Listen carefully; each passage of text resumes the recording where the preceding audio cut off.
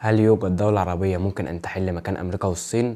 هل يوجد دولة عربية لديها قدرات صناعية وإنتاجية ضخمة بحيث تخلي العالم يقسو على ركبتيه مثل الصين؟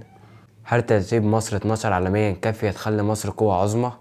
هل الجيش المصري هو أقوى جيش في الشرق الأوسط؟ هل سيطرة مصر ب 12% تقريبا من التجارة العالمية من خلال قناة السويس إحدى أهم المجاري البحرية في العالم يخلي مصر دولة عظمى؟ هل الموقع الجغرافي المتميز لمصر والمناخ المعتدل والحاجات اللي درسناها في ابتدائي دي كافية تخلي مصر دولة عظمى؟ كل ده أسئلة هنجاوب عليها في حلقة النهاردة. اليوم السعوديين بيطلقوا على السعودية العظمى بسبب تأثيرها القوي عالميا في أسعار النفط، لكن ما أعتقدش إن النفط لوحده لديه نفس التأثير التي تمتلكه الصين من خلال الصناعة. كل ما من شأنه حماية آخر رملة صينية دون الاعتماد على أي دولة أخرى، وهذا ما يعرف بالدولة العظمى.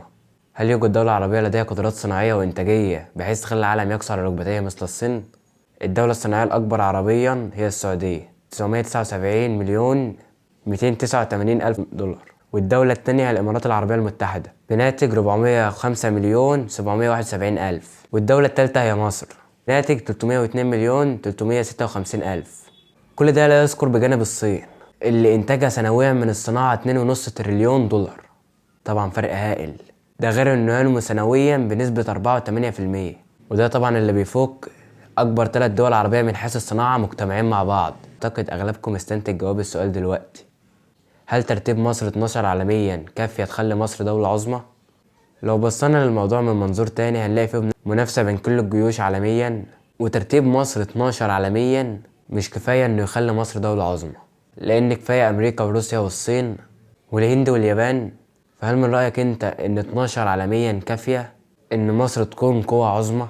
من رأيي أنا مصر تكون من أول 5 جيوش عالميا من ناحية القوة العسكرية على الأقل عشان تكون قوة عظمى، يا إما مصر تكون نفسها في جانب آخر، لأن الحرب لم تعد حرب عسكرية فقط. هل الجيش المصري هو أقوى جيش في الشرق الأوسط؟ أحب أكد لكم المعلومة ديت وأقول لكم الجيش المصري بالفعل هو الجيش الأول ترتيبا في الشرق الأوسط من ناحية الجيش الأقوى، واللي مستقل بقوة الجيش المصري يقدر يشوف ازاي الجيش المصري قدر يستعيد قوته في حرب 1967، وازاي قدر يكسب حرب اكتوبر 1973 واسترد كيف استعاد أراضيه، الجيش المصري والعربي قوته وفوزه بحرب أكتوبر 1973 في ظل خسارة مصر العسكرية. هتلاقي الحلقة في علامة الآي اللي هنا.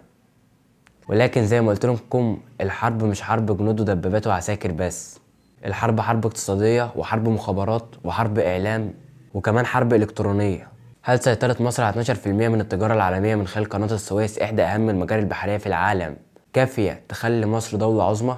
مين فينا مش فاكر من سنة كده يوم 23 مارس سفينة إيفر جرين اللي اتحشرت في قناة السويس بسبب فقد في القدرة الكهربائية وفشل في منظومة الدفع والتوجيه، وده اللي خلى السفينة يحصل لها اللي حصل لها، واللي عطلت القناة 5 أيام كاملين بين 6 مليار إلى 10 مليار خسارة يومية من التجارة العالمية. والإغلاق كان يعيق شحنات بين آسيا وأوروبا بقيمتها 9.6 مليار دولار يوميا، وكانت الخسارة اليومية لقناة السويس بسبب تعطل الملاحة يقدر بين 12 إلى 14 مليون دولار، واللي خفض من سعر النفط 1% ليصل 36 دولار و85 سنت بوقتها. أرقام هائلة بتوضح أهمية القناة وتأثيرها على العالم.